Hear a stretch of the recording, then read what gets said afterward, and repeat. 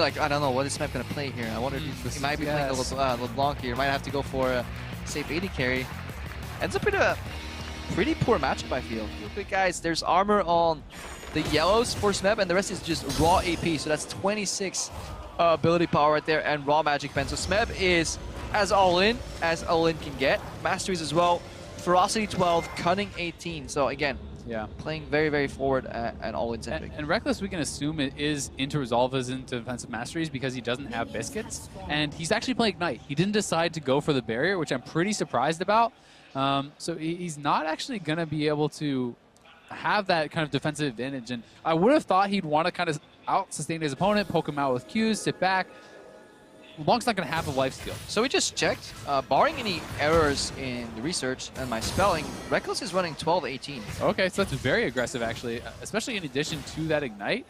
Yeah. Rekkles obviously has a very different way, a different idea of playing this, and it certainly can work. And if it becomes a straight-up 1v1, like all-in damage type battle, it's going to work. But you would think that the AD carry would want to try to poke at his opponent. Yeah, we'd have to see if we can spot a Thunderlord spark. Like, we're not in-game in our clients here, but that could definitely confirm the fact that he is running the 12-18. It would make sense to, like, fight fire with fire. You don't need to go for the sustained kind of play style in terms of minion push, because you're going to be generating that anyway stylistically, champ versus champ. So you may just want to be able to punish him after a bad trade, but that damage right there. Speaking of bad trades, I mean, that's the thing, and it gets pretty scary. If that W connects, that's pretty brutal, right? So that's two mistakes from Rekkles already. He walks up in clear path with no minion blocking the potential counter chain, and then he doesn't land the Q as Smeb dashes in because he's a bit too slow. Yeah, the chain is really what it's about. You can't allow yourself to get that full chain because the chain itself will proc the passive, and in goes Smeb. I think he wants the all-in. Oh, that was well played by Rekkles. He steps forward because he knows the chain would otherwise hit him, trying to hide in the creeps. Yeah, that was really close. And it's a trade of summoner spells 1-for-1. It's the exhaust for the ignite. So Smeb does still have his aggressive summoner, and Rekkles does have the defensive one. Yeah, definitely so. But exhaust is just so valuable here versus LeBlanc if she ever dashed in. Again, she's super telegraphed. Yep. Rekkles also did use his potion there, so doesn't have that available. Smeb is holding on to his. We may see him pop that if he does want to go for the all-in. It could actually be kind of what gives that away. Definitely, but Rekkles on first base definitely wants to pick up a null magic mantle.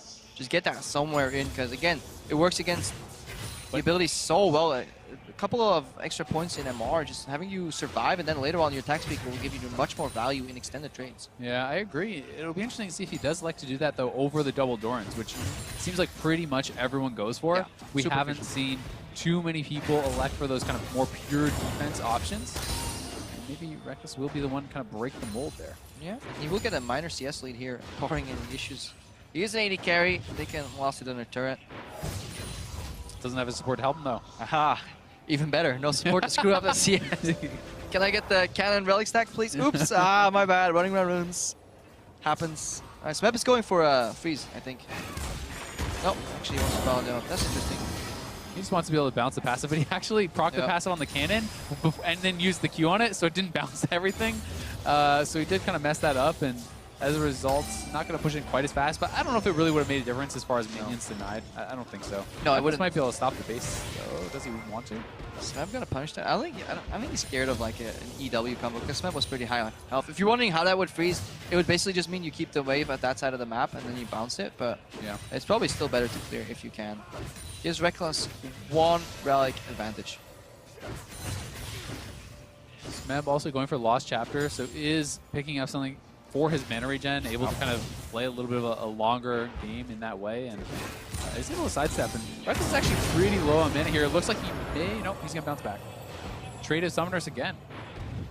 Yeah, but they're not double popping him on the first trade, so they saved some for the second. Rekkles right now, this is the problem, is if you go low on the first engage, Smeb will threaten you for a secondary all-in here. Yeah, and when he's getting zoned off the mini wave, he can't actually go for much, and the chain is there. Oh, the turret shot! Oh, he got him. We're gonna LeBlanc versus 80 carries, man.